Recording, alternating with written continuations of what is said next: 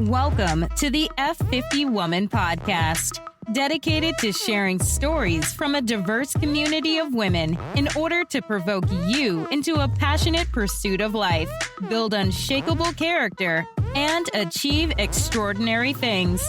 Now, here is your host, Julia Jack. We were born in the 60s, children of the boss lady age. We became victims of the lie that a power suit and a corner office would fulfill us. But some women are self-starters. They have gone against the norm, pivoted in their careers multiple times, and now they are able to find peace as they look forward to aging on vacation, relaxation, and grandchildren. She is no longer bound by the pursuit of the power position, the promise of diets, or the allure of alcohol. This is today's story. This is another F50 woman.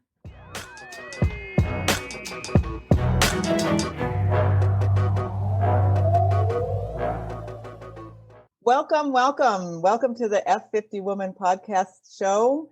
Today I have Trudy Thedford with us, and she is my cousin. She's been my cousin forever, which is usually what cousins are, but she's my cousin. That's right. We grew up together. We had Christmases together. I will tell you, I remember when we were younger, I looked up to Trudy because she was just so beautiful. And I wanted to have her legs. Thank you. Most of all, I loved her legs. Oh my gosh. I want those legs. I want my legs. You want the back. Of yesteryear. I want them back. That's right. Yeah. So Trudy, welcome. Thank you for joining me today. Thank you for sharing your story. Thank you for having me. Okay. So we're going to kick right off. And I really want to know, what were you like when you were a younger woman? Tell us about who you were, what you wanted to be. Well, when I was a younger woman, I always wanted to be a businesswoman. I wanted to be a pediatrician, then an archaeologist. But then when I got to be a teenager, I wanted to be in business. Because I grew up in the 80s, the business world was glamorized, having a suit, having a briefcase, women can do anything. Our aunt's husband had his own business, so I was kind of in awe of that. So I was like, I want my own business. And I pictured myself living in New York City, being just successful. I don't even know what I thought that meant. I think I thought of it as the trappings of being successful, a nice car, nice clothes, nice house, but I never really thought about what it took to be successful. I never thought about that. So then I went to school. Obviously, I went to school for business. I graduated, and I went back home and I looked for a job in business. Okay. And I was always optimistic, but I was also very concerned about what other people thought of me. I wouldn't call myself a leader. And some of that had to do with the fact that I was a younger child. When I moved here to America from Barbados, I was born in Barbados, I was 5 years old and I could read. My birthday is in January. So, when I went to school for kindergarten, I was 4 going on 5 in January, and they wanted to put me in kindergarten, but my mother said that I could read. So they tested me and they put me in first grade. So I was younger than everybody. So everyone else was like, I may have been 5 going on 6. Everyone else was already 6. So I was always younger. So I always felt like when the teacher asked the question, I knew the answer, but I never had the courage to raise my hand. Right. Just because everybody else seemed so much more mature than me. And I feel like that carried me through my life. And as we know now, people keep their kids back. Anyone who, like both of my girls, their birthdays are in December, and they went to Montessori, they could read, but the teachers all encouraged me to keep them back. Yes. I thought they were going to be the oldest kids in the school. Come to find out, there's kids older than them.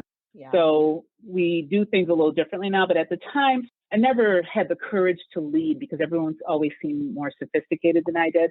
I was still a happy child, but there were things I could have done differently had I been older. Yeah. I went to a mostly white high school. There was a few black kids, and in elementary school, I had white friends. I was probably the only black kid in school. There's one other boy. Then when it came to middle school, high school, I kind of broke off with my best friends and started hanging out with the Black kids. They just weren't doing the things that I wanted to do, but I kind of went along with it. And I remember was it maybe 10th grade, the end of 10th grade, I said, I'm going to try out for cheerleading because I was just tired of not doing anything because they weren't doing anything. Yeah. And so I went out for cheerleading. I didn't make the team. And then the following year, I went out again, I made the team. And I remember when I found out I made the team, I came over to this group of girls that I hung out with. I was like, oh, I made the cheerleading team. And they just kind of looked at me like they didn't hear me. Yeah. And that was a pivotal point in my life when I realized that you can't shrink down to other people because you are a shining star. But if you're just going to shrink back because everybody else isn't doing it, you'll never go anywhere. Right. So I think that was my first time. Don't shrink back. Yeah. So I joined this cheerleading team. Best decision ever. Because, I love synchronized dancing and we were actually champions. And she had great legs. And I had great legs. And I was skinny. Yes, and I could do cartwheels and back walkovers and aerials and all that stuff. So it was just an awesome time in my life. And then the following year, 2 other of the group of girls I hung out with joined the cheerleading team. So that tells you that, if you kind of shrink back and let the quote unquote queen bee of the group who's not really doing anything control everything, you will never do anything. And I told my girls that story all the time. And I say, if you are interested in something, if there's something you want to do, you have to go for it. And you can't wait for your friends to come along with you. Because when I went out for cheerleading, I was alone. I went by myself and just did it. I guess you could say it was my first pivotal point in my life. Wow, that's pretty early, yeah. That was like 10th, 11th grade. Do you feel like you knew that lesson when it happened? Or is it just years after you look back and you realize that was a lesson you learned? Or did it take a while to kick in? I think I was aware of it because I remember it. How there's certain things in your life that you remember. I remember walking over to them and they just kind of looked at me like, a couple of girls in that group, they ended up getting pregnant and just didn't really do much. So I guess I was aware of it. And my mother would always tell me, like people who like you, hang out with people who like you. You don't have to try to fit in with a group. And when I joined the cheerleading team, oh my gosh, we had so much fun. I found my people, my high school people. Okay. Now I say that, and I didn't realize this till afterwards. They had parties. And again, I went to a mostly white high school. So I was at first the only Black girl on the cheerleading team. Okay. And then, the following year, my other 2 friends, they joined. Because, I think that they did have cheerleading parties with the football players and stuff. I never went. Yeah. I didn't even know about it, thank God, because we didn't have Snapchat back then or any of these social media platforms.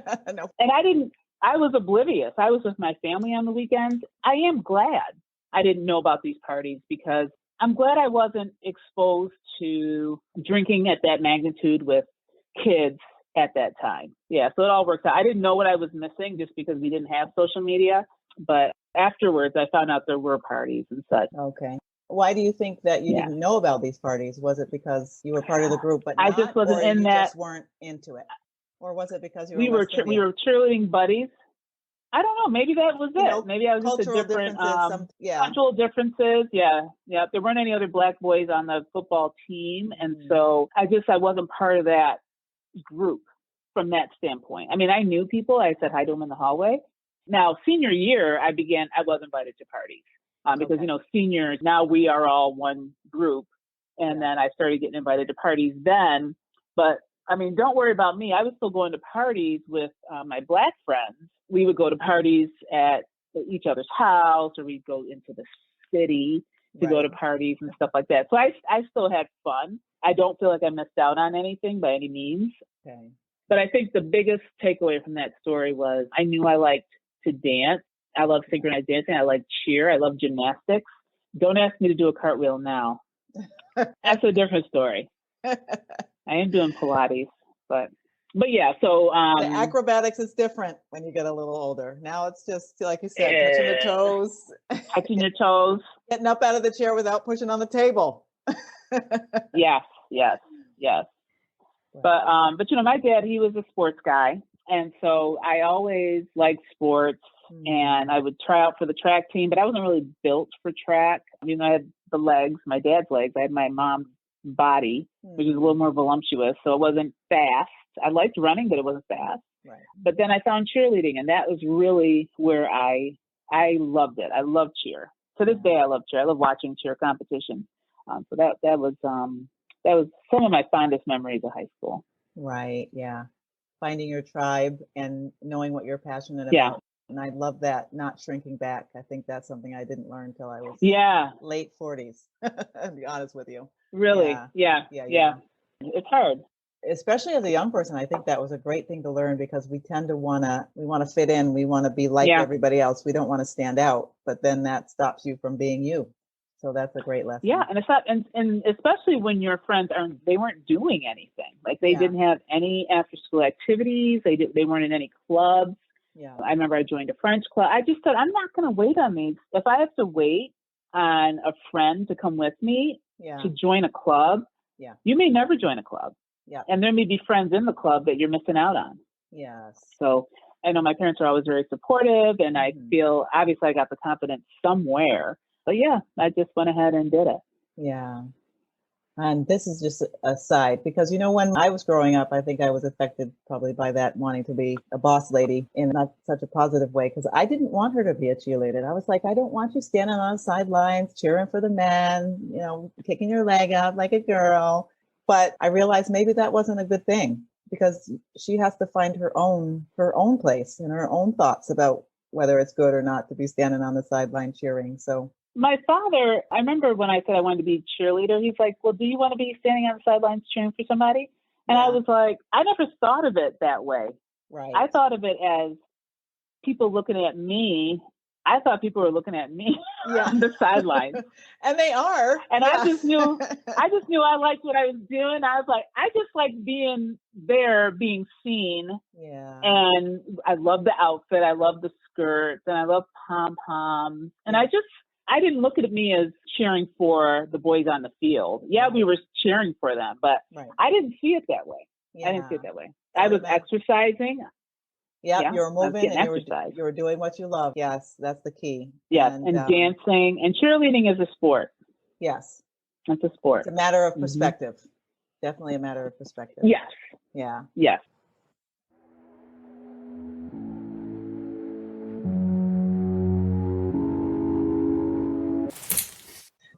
So now you're a self-starter, I'll call you. Yeah. Right over some of that other meat in the middle and tell us about Trudy now. Tell us about who you are. I like myself now. I wish I was thinner, but that's okay. What are you going to do? That's the COVID-20, I call it. COVID-20. I was doing good till I got hurt. It seems like every time I work out, I get really good. I start running in the summer. Like I started running waking up every morning, working out on the treadmill. I started walking, then I run and start, jog a little bit. Nice. And I did that from every day from April to July. Yeah. And then our niece came to visit with us, and I was doing Just Dance 2 with her, and we were jamming. Oh, no. I love dancing. Yes. I strained my Achilles. Oh, man. So then I didn't work out again till November. Picked it back up in January. Doing good. Just last week, now I have plantar fasciitis, so my heel hurts. So I'm letting my heel rest. So every time I try to work out, I get hurt. But I think that's how it is. I think people who work out a lot, they get injured. So I'm resting. I'm doing Pilates. I like myself. I don't feel that I have to be a certain person for anybody anymore. So I do like that about myself. Nice.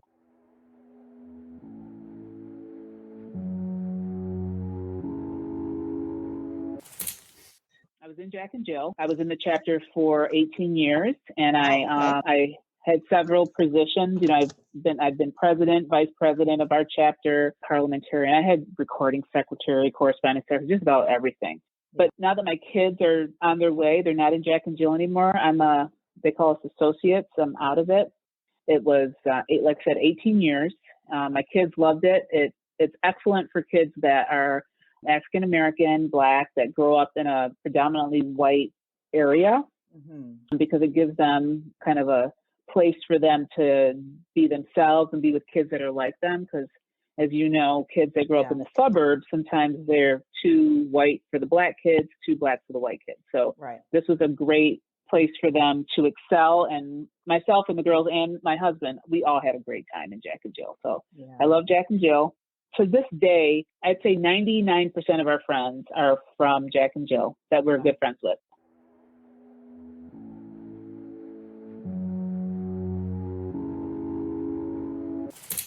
I think at the time coming through, I felt this need to lead and the need to be that person, with the perception of all together. Now, did that have anything to do with your need or desire to be this leader that you talked about when you were younger? You know how you talked about being boss lady? Yes.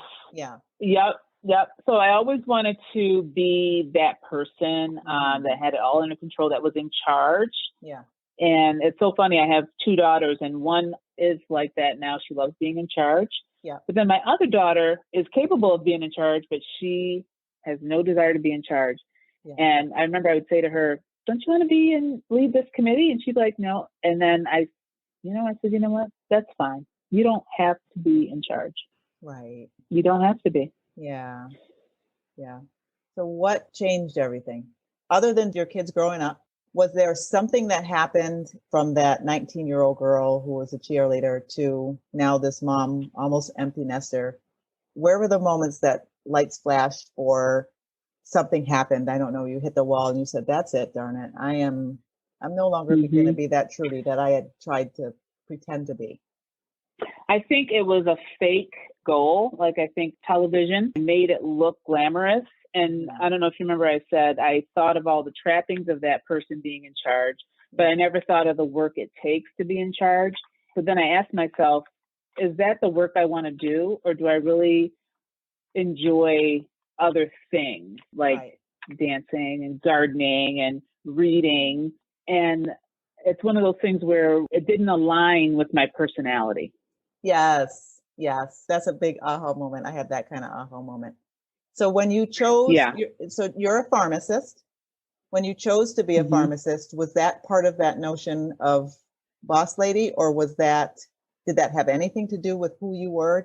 Does that go against who you are? Tell us about your career and how you feel about that, and what advice you'd have for younger women who are in that process, picking, and maybe their that doesn't fit.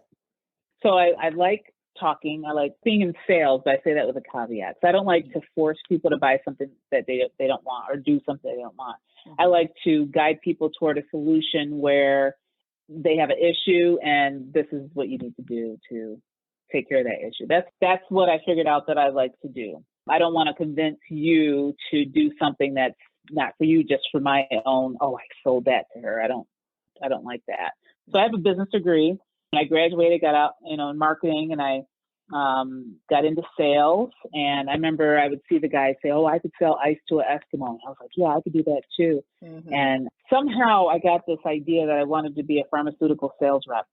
Don't ask me where that came from, but I got that in my mind. Okay. And when I graduated with my business degree, I went back home, mistake number 1. But I went back home and I looked for a job in my small hometown, Rochester, New York, and couldn't find any jobs. I ended up working as a front desk clerk downtown. Loved it. Loved that job. Yeah. But then because of my personality and bubbliness and ability to learn stuff, I got promoted to manager. And when I got promoted to manager, I absolutely hated it. I hated it. Okay. So I looked for another job. I worked there for like 3 years, and I looked for a job, and then I got the perfect job for my degree. I was a merchandiser. So I would go around to the grocery stores and make sure that my product was on the shelf, and I was driving around. I was doing my own time. I just had to get my job done. I loved it. But then I got promoted. Okay. And then when I got promoted, I was an account executive, likable. Yeah. I get my stuff done on time and you get promoted. Yeah. And when I got promoted, they brought me in the office and I was the only female executive, and the men, I just couldn't connect with the men. And I hung out with the secretaries and stuff. And that's when I developed this. I want to be a pharmaceutical rep. I would interview for pharmaceutical rep jobs. I would go to like 6 interviews, never got the job. And then my dad said, why don't you become a pharmacist? And I was like, that's a good idea, because I always wondered why when you take a pill and your knee hurts, that it goes to your knee, but if your elbow hurts, it goes to your elbow. How does that happen? So I did have a genuine curiosity for how drugs work in the body. And I was dating my husband at the time. We were boyfriend, girlfriend. And he was like, yeah, that's a good idea. You can go to pharmacy school. And then he goes, maybe you'll get picked up by a drug company. Then you could be a sales rep. Yeah. Like, yeah, whatever. So I ended up going through pharmacy school, never became a sales rep. Mm-hmm. And I'm glad I never became a sales rep, because it's just not a job that I would have liked. Okay. Because again, it looks glamorous, but it's not. Okay. And I am so thankful that I went to pharmacy school and I learned about drugs and I know how drugs work. Mm-hmm. And that actually opened up several doors for me and gave me more options than I ever would have had as a pharmaceutical rep. Okay. Nice. As far as pharmacy goes, I've done a lot of different things. I've worked in just about every area of pharmacy. And I finally, within the last 6 years, landed in the space that's perfect for me. Yeah. And guess what that is? Sales. Dancing. Oh, sorry. No, it's not dancing. But now I go out and I don't dispense medications anymore, but now I go out with the sales team and I'm a subject matter expert and I talk about drugs. Nice. Okay. So that's what I do. Yep. Mm-hmm. I'm going to jump back a little bit because you said you keep getting in positions you love and then you get promoted. And first of all, I just want to say, my husband's one of those automatic promoters. I would dance all over the place, and I'll be like, "Pick me." Anyway, this is not about me. Yeah. So you got into the job. You got into the job. Mm-hmm. You loved it, and then you get promoted, and then you hated it. Why? That's a good question. I think ultimately the bottom line is I don't like managing people. Okay. I like doing my own thing. Right. And I don't want to be responsible for anybody else. Okay. That's it. That's it. Okay. If I have a job to do, I will do my job. I'll do it well. I'll help you out, whatever. But I don't want to be the complaint department. And I don't want to be that. But the thing is, even with my job now, you have to be, at some point, you have to be a manager in order to get over some hurdles. And I've been a manager, like I ran a compounding lab and I had to manage the call center, but I didn't enjoy it. And now that I've come full circle, like I'm I don't know what they call these jobs where you don't have any direct reports. You just do your thing. Like you come in, you do your show and you're out of here. You will answer questions and stuff like that, but that's the job for me. So, okay. Like you said, you're the expert that way. Yeah. I'm the expert. Yep. Yeah. Yep. Nice. If you get to be CEO that way, probably not. But I've learned now I don't want to be CEO. A lot comes with that. A lot of stress, a lot of working. You're on vacation, but you're still working. And I don't want that. Life's too short to be working constantly and constantly having to be here all the time. I don't want that for myself. Yeah. So right now I look at jobs as a means. First of all, I have to be happy in my job. If I wake up and I say, "Oh my God, I have to go to this job today," then that's when I know it's time to start looking. Okay. If you are enjoying the F50 Woman podcast, don't forget to share your positive comments and ratings and share us on all your favorite social media channels. F50 Woman is a movement created for women, spread by women. Thank you for your support. Now back to the show and your host, Julia Jack. You are Trudy. You are Trudy now, who you are. And you're walking down the street and you see this young woman and it's yourself. Yeah. As a younger woman. What advice would you have for her? Move to New York City or move to California or move to Atlanta, move to a big city. Get out of a small city and live in a big city. Okay. You can always come back, but you have to go live in a big city. And this is not everybody. This is me. Right. Don't box yourself in. Get out. Got it. And go. And if it doesn't work out, you can come back. Right. Great advice for everybody, I think. That's what I would tell her. Yeah. Yeah. We fall back into what's comfortable, into a comfort zone, and afraid to try something new and venture into places that are unknown. Yeah. Yes. And I have a poster that says life begins at the end of your comfort zone. And it's so true. As a professional woman, having gone through several career changes, what would you advise a young woman who is in some of those positions you were in and just they're in a job or they hate it, but you know what, I have to stay here because I don't know, they make all the 5 different excuses. What would you advise them to do when they're at that point? Start looking. If you're miserable at your job, start looking. Okay, so a lot of people call me get a job, quit a job, because my husband is in automotive, and I work with a lot of people that worked for GM or Chrysler or these companies for years. Like a lot of my friends have 20 years at one company, 30 years at one company. And so when they say, Trudy, you got a new job? I'm like, yeah. And I'm not embarrassed of that because I believe, times have changed.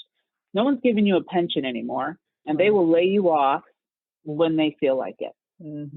So I believe that a company must be happy with you, but they need to make you happy as well. And if you work in a toxic environment or you're not happy with what you're doing, start looking. Start going on Indeed.com, LinkedIn.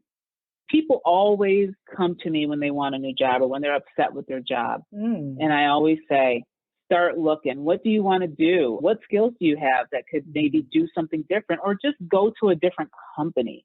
You don't have to stay with this big, huge company because of benefits. Because there's 401ks everywhere. You could do it on your own. You could put money away in your bank every week from your job, even if it doesn't have a 401k. You can get benefits at most full-time jobs when you're a professional. So I'm like, start looking. Start seeing what's out there.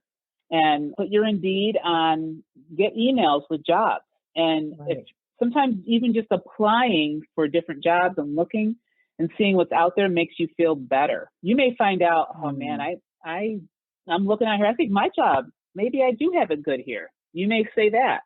Or you may find a great job for yourself. And when I talk to people who make the change, they say, wow, I'm so glad I made that change. I wish I would have done it sooner.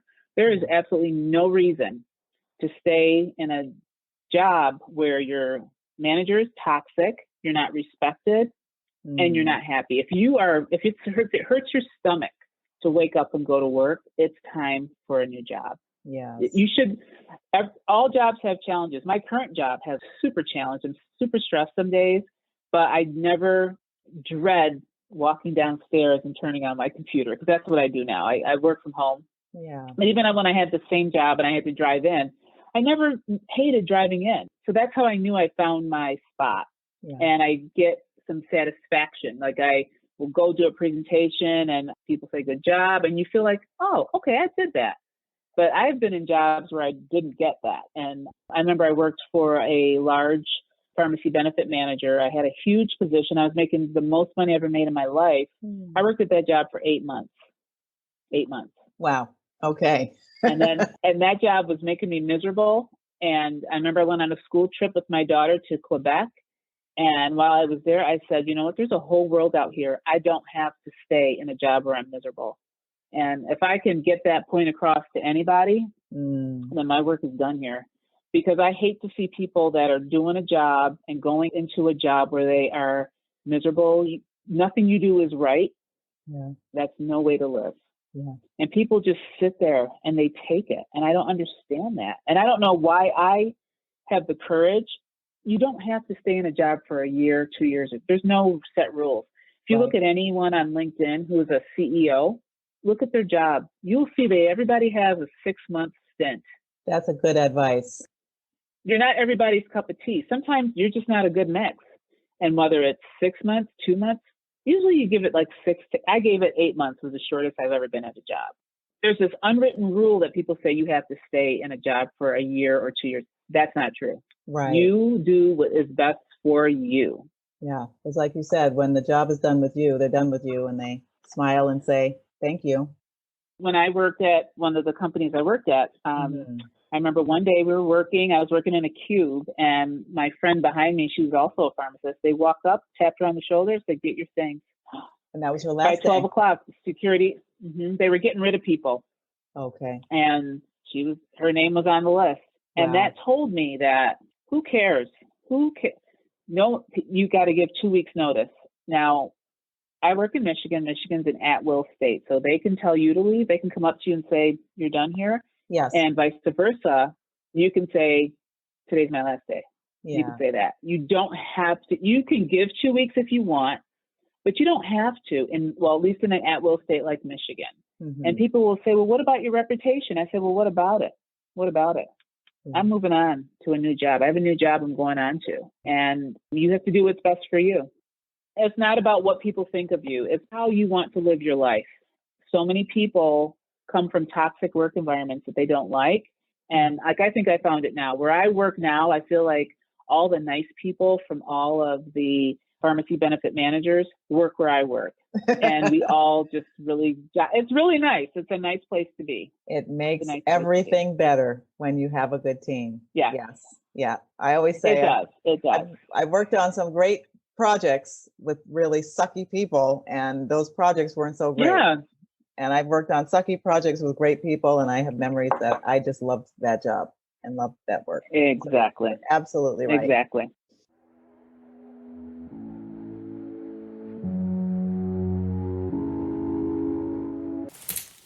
Did you have a mentor who helped you through all these phases, through your work, through your personal mentor? I'm going to say no, because I never really talked to anybody. Okay. I think I kind of found my own way. Okay. Yeah, I really think I found my own way, and I would trial and error. I made some mistakes, failure. Okay. You learn a lot from that. I mean, I have mentors in other ways, like your mom and her sisters are my mentors. I admire them. You know, I think that's where I get a lot of my confidence from, because I think they were confident. Yeah. But as far as like a professional mentor, no. Okay. It was just me. I really did it. And I'm not saying that's the way to go, because if you can find a mentor, someone that you can talk to, but I just never am not that type of person. Kind of headstrong. I kind of know what I want to do. Okay. And once I fixate on it, I'm going. Yeah. That's awesome.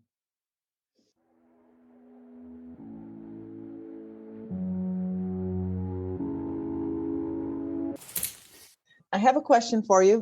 My one burning question in life. And that question is, why does hate spread faster than love? Just random question, completely out of the zone of working, or maybe in the zone. But why do you think that is, or do you not even think that's true? I think it does. Hate does spread faster than love, because there's a lot of people that are hurt in this world. Yeah. And I think that sometimes when you're hurt, and it's easier to be picked up by a lot of times people that are spreading hate, they will come scoop up the hurt people, because those are the people who they can convince. They'll befriend those people and convince them that their way, and I think the people that are hurt will buy into it because you're being nice to them. It's kind of like if there's a bully, but the bully is nice to me, I'm going to protect the bully type of thing. Right. And I think that's how hate spreads more than love. There's a lot of people, I think, that are have a weak constitution, and they think that someone who's spreading hate, those people usually spread it loudly, and they admire that for some reason. Yeah. Do I think we're a lost cause? No. I think that it's getting better. I think we're learning now that bullying is not the way. For example, we just had another mass shooting. We had 2 in 2 weeks. The one in Atlanta, I'm not sure why. I don't know if they revealed why he shot those women in the spa. Yeah. But I did hear that the young man who shot everyone in Boulder, Colorado, his brother said that he did it because he was being bullied all the time in school. They were calling him, and I'm not by any means giving him a pass for what he did. Right. Yeah. But I think we need to let our kids know that when you bully someone, usually people that are bullyable, they may have some issues. And that's why you're bullying them in the first place. That's why they can't seem to fit in. And you may bully the wrong person and they're going to freak out on you and do something that's a heinous act. Their act is not right, but bullying isn't right either. Right. You know? Right. Yeah. So I think bullying awareness is more so. Back in our day, they would just say, you know, deal with it. That's how kids are. Kids are mean. Yeah. And parents are mean. Yeah. So we have to teach our kids that being mean that's not right. Don't be mean to people. Yeah. Maybe if we stop being mean, then people that are struggling mentally won't get a gun and shoot everyone up.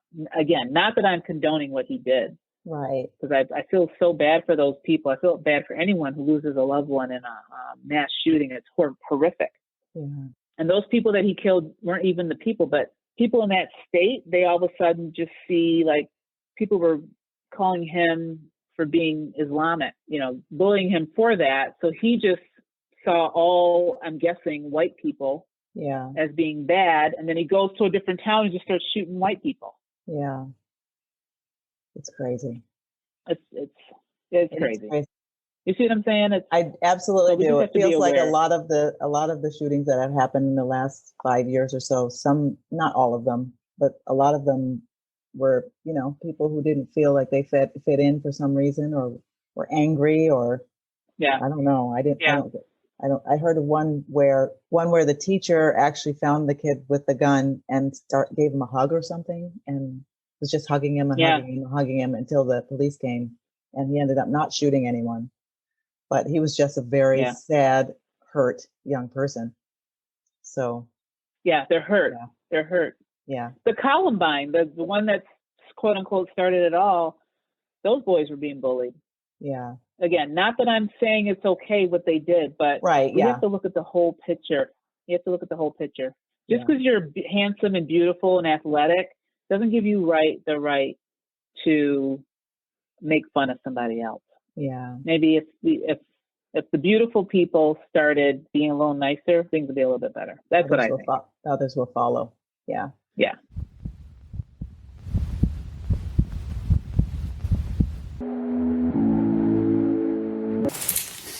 I'm probably going to be fighting with the answer to that question, the solution to that question, for maybe till I'm done. We'll see. So what is next for you? What do you got on tap? Well, you getting another master's degree, PhD? No. First female Black president.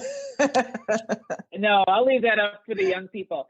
Okay. My next thing, I just paid off my car note. My car is paid for. Yes. And now, hopefully, it doesn't break down. But I want to travel. I want to travel with my husband. I want to just enjoy my life. I want to help my kids. Yeah. If I can help my kids with their kids, or whatever, help them, just be a help to them while being. I like to go on vacation. I would like to go to Barbados. I was there for a month in January. Yeah. I would like to do that once a year. So I just want to enjoy my life. I want to be financially free, which is something I'm working towards. I'm trying not to buy as many clothes and jewelry and hair. Right. And so, but yeah, so I just want to enjoy life. I want to garden and just I just want to relax. Okay. Do Pilates. Okay. And just kind of, I'm not going to be on a diet anymore. I'm just going to try to just relax and not try to, when I'm full, stop eating. Yeah. Have like 2 glasses of wine. That's it. Yeah. You have to have 5. Yeah. Just kind of mellow out. Yeah. For younger women, that's a big deal. For all of us younger women, I think. I don't care how skinny you are. You're always thinking about being on a diet or not eating something. Yeah. What would you advise them as a younger woman trying to have the right body? What would you tell them? Now you're in a place where you're thinking, I'm just gonna eat reasonably. I'm gonna have a couple of glasses of wine. Yeah. I'm just gonna enjoy myself. Yeah. I'm gonna exercise reasonably. Yep. I would say take care of your body because it's the only one you have. Try not to eat fast food just because it's not good for you. Try to eat whole, good food. Like, for example, with sweets and desserts, I won't eat cake or dessert if it's store-bought. I like homemade desserts. just be picky with what you put in your mouth. That's what I would say. I like that. I'm going to write that down. Try to eat more, vegetables, and trying to grow my own vegetables. I'm really into okra. I love okra. I know people think I'm weird. Yeah, that's that slimy vegetable. Did you see but see, it's not slimy if you just cook it for 1 minute. My dad taught me how to cook okra, so it's not slimy. Oh, you can have a whole plate of it, and it's like 40 calories. You put some hot sauce on it. Delicious. I might try it, but I don't know. I just always think of it as a slimy vegetable, but maybe I'll try it. Yeah, because it's overcooked. It's overcooked. Yeah. Okay. Yeah.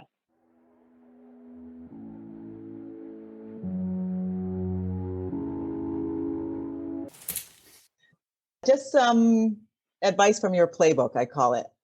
What one book would you advise women to read and why? The thing about me is I like fiction. Like I read novels, even though they're not true stories, I gain a lot of insight from them. One of my favorite books is I Know This Much Is True by Wally Lamb. Okay. And it's really just about life in general and just the things that happen and how to react to them. People always say it's not what happens to you, it's how you react to it. That book details it. That's one of my favorite books. I always recommend it to people. I'm not really a self-help book. I'm not into a lot of nonfiction. Even though I did read a really good book called How I Retired at 26, and that was an excellent nonfiction book. Okay. But usually I read fiction, yeah. I'm not mad at you for that because I think I've learned more lessons from the Avengers than I have anything else. It doesn't have to be real. Yeah. You learn lessons from the it stories. Doesn't. Yeah. Yeah. So I love that. Yes. And I'm a big Stephen King fan as well. Oh, I learn a lot from his books. Yes. Yeah, I love Stephen King. Yeah, I can't read them at night though. Sometimes I get a little play with your head. Oh, it gets so scary. Yes. Mm-hmm. He's a great writer. I don't know how he does it, but he really gets those pictures. The one book of his, it's super scary with the clown Pennywise. Yeah, I never read that, and I never saw the movie. Are scary. The book is excellent because the book is about friendship. That's what it is about. Oh, okay. And the friendship that binds those kids together. And it's probably this thick. Yeah. Yeah. It's a nice thick book. And I savored it and I just loved it. And it's scary at times, but really it's about the friendship of those kids. Wow. Okay. Because I would never watch the movie because I don't know about that clown or the balloon or whatever that thing is going on. Ooh, but that's now I'm going to be afraid to take the dogs out. Now I mentioned it. I'm going to be afraid. Yes. What is one thing you can't miss doing every day? I guess eating. I don't know. At first I was going to say take a shower, but then working from home, there's days I'll skip a day. Yeah. I try to do Pilates and breathing every day. Okay. That actually helps. And I noticed that when I don't do it at this age, I have a worse day. When I do it and I breathe and I take that time for myself in the morning, I have a better day. I'm able to roll with the punches because there's always going to be stuff happening with my job. And, so I like to do some sort of breathing in the morning. Nice. Yeah. Yeah. That's a good one. I even read once that sometimes when you get anxious or upset or worried that you actually stop breathing and you don't even recognize it. Yeah. That's good. That's actually a really good one. I'm going to have to work on that in the morning. Yeah. Especially now spring is coming. Thank you so much. If someone is listening to this podcast, how do they get in touch with you? They can find me on LinkedIn, Trudy Thedford, or I'm also on Instagram, T-Money in Full Effect. On there, I have my recipes for how to cook okra. On Instagram? For 1 minute. On Instagram. And also, I started juicing, and I make a delicious juice with beets, carrots, ginger, turmeric, and apples. And so that's on Instagram as well. Sounds really gross, but maybe not. Oh, Julia. Yeah? I challenge you. Do you have a juicer? Yes, a juicer? I do.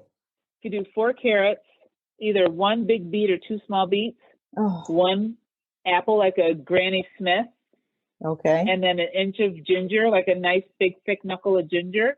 Okay. If you have a turmeric root, put that in. But when you juice it, when I tell you it's delicious and you feel amazing. Really? What's the key? Is it the beets or is it the combination? The ginger and the apple. Okay. Hide the carrots, because I can't do carrot juice by itself, and I can't do beet juice by itself. But if I mix them all together, I can do it. Okay. It's good. I gave it to Doug. I gave it to Audrey, and they love And the it. girls drink and it? Audrey's friends at school. Well, Maureen hasn't tried it, but okay. I took some up because Audrey had a cold, so I took some up to her, put it in a jar, and took it to her school, and her friends tried it, and they all loved it. Okay. It's really tasty. I have the ingredients on Instagram. I'm gonna go look it up, and I'm stuttering because just the thought of it is making me a little sick. But I'm gonna try. Well, let me ask you this: when you juice, what do you juice? Oranges. Or don't you use I would do juicer? Oranges and carrots together. Because orange seems like a natural juice. It is. I might try to put some spinach in there, but that doesn't have a lot of juice in that. Makes it brown. So I don't do it often because it's a lot of mess and for not a lot of. It's a lot of work, results. And I always say if my husband wants some, I'm like, if anybody wants some, you got to help me clean the carrots. Yeah. I first tried it with carrot, beets, ginger, and oranges, and that's the first way I did it, and that was delicious. But when I swapped out the apple for the orange, it took it to another level. Sometimes I'll put hemp seed in there, and the hemp seed takes it to. It's like, whoa, what is this? It's delicious. Really? So. And hemp seeds are just dry seeds. Yeah, the hemp dry seeds. Bob's Red Mill has them. I'll sprinkle those in there and let them flow through. It's tasty. I use all organic fruits and vegetables just because, you're taking everything in. Yeah. Yeah. So, but it's good. I would never have thought it either, but it's tasty. No. Real tasty. Okay. Yeah, because I'm into juicing or blending because that's the only way I'm going to get the vegetables and fruits in. Other than gnawing on them. And then you're done for the day with vegetables. Yes. Yeah, I'm going to try it. It's hard. That's awesome.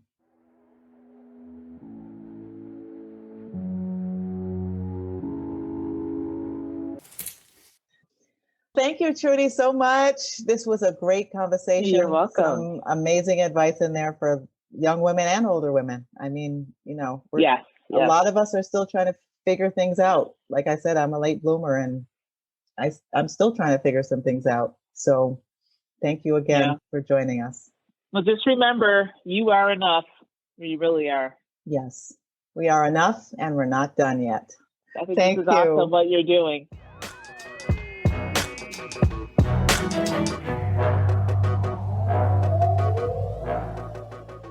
Are you an F50 woman who's not done yet? Subscribe, connect with me, and let's tell your story. You've been listening to the F50 Woman Podcast. Join the F50 Woman movement and this diverse group of voices to help change the world one woman at a time. Why should you join at your age? Because we're not done yet.